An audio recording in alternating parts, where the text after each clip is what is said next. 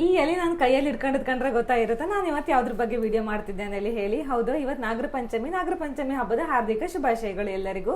ನಾಗರ ಪಂಚಮಿ ನಂಬದೆ ಎಷ್ಟು ವಿಶೇಷ ಅಂತಂದ್ರೆ ಮಾತಿಗಾರು ಹೇಳ್ತಾರ ಯಾವ ದೋಷಾರು ಬೇಕ ನಾಗದೇವ್ರ ದೋಷ ಬೇಡ ಅಂತ ಹೇಳಿ ನಾವ್ ಅದಕ್ಕೆ ಎಷ್ಟು ಹೆದರಿಕಂದತ್ತ ಅಷ್ಟೇ ಭಕ್ತಿನೂ ಮಾಡುತ್ತ.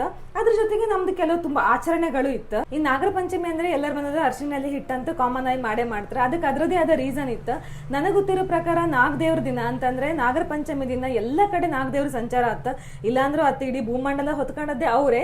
ಆದ್ರೂ ಆ ದಿನ ವಿಶೇಷ ಇರೋದ್ರಿಂದ ಒಗ್ಗರಣೆ ಮಾಡೋದ, ಇಲ್ಲಿ ಎಣ್ಣೆಲಿ ಫ್ರೈ ಮಾಡೋದು, ಬನಾಳಿ ಇಟ್ಟಿಗೆ ಎಣ್ಣೆಲಿ ಏನಾದ್ರು ಕಾಯಿಸೋದು ಅಂತದ್ ಯಾವ್ದು ಮಾಡುದಿಲ್ಲ. ಅಷ್ಟ್ ಮಾತ್ರ ಅಲ್ಲ, ಯಾವುದೇ ಭೂಮಿಗೆ ಸಂಬಂಧಪಟ್ಟಂತ ಕೆಲಸ, ಈಗ ಮನೆ ಕನ್ಸ್ಟ್ರಕ್ಷನ್ ಆಗ್ತಿರ್ಬೋದು, ಏನೋ ಒಂದ್ ಕೆಲಸ, ಗಿಡ ನೆಡೋದು ಅಂತಂದ್ರೆ ಭೂಮಿನ ಒಂದು ಹೊಂಡ ಮಾಡೋದು, ಕೆತ್ತದು, ಇಂಥದ್ದು ಯಾವ್ದು ಮಾಡೋದಿಲ್ಲ. ಇನ್ನು ವಿಶೇಷ ಅಂತಂದ್ರೆ ನಾಗರಬಾನ. ಇವಾಗ ಅವ್ರವ್ರು ಕೆಲವರು ಕುಟುಂಬಕ್ಕಂತ ನಾಗರಬಾನ ಮಾಡ್ಕೊಂಡಿರ್ತಾರ. ಆದ್ರೆ ಕೆಲವರು ಬೇರೆ ಬೇರೆ ತರ ಒಂದು ಗ್ರಾಮಕ್ಕಾಗಿರ್ಬೋದು, ಒಂದು ಊರಿಂದ ಆಗಿರ್ಬೋದು, ಆ ತರ ಎಲ್ಲ ಮಾಡ್ಕೊಂಡಿರ್ತಾರ. ಅಲ್ಲಿ ಹೋಗಿ ತನೂ ಹಾಕುವಂಥದ್ದು. ಕೆಲವರು ತಿಂಗಳಿಗೂ ಹಾಕತ್ರ, ಕುಟುಂಬದವ್ರ ಒಟ್ಟಾಗಿ ನಾಗರ ಪಂಚಮಿಗೂ ಹಾಕತ್ರ.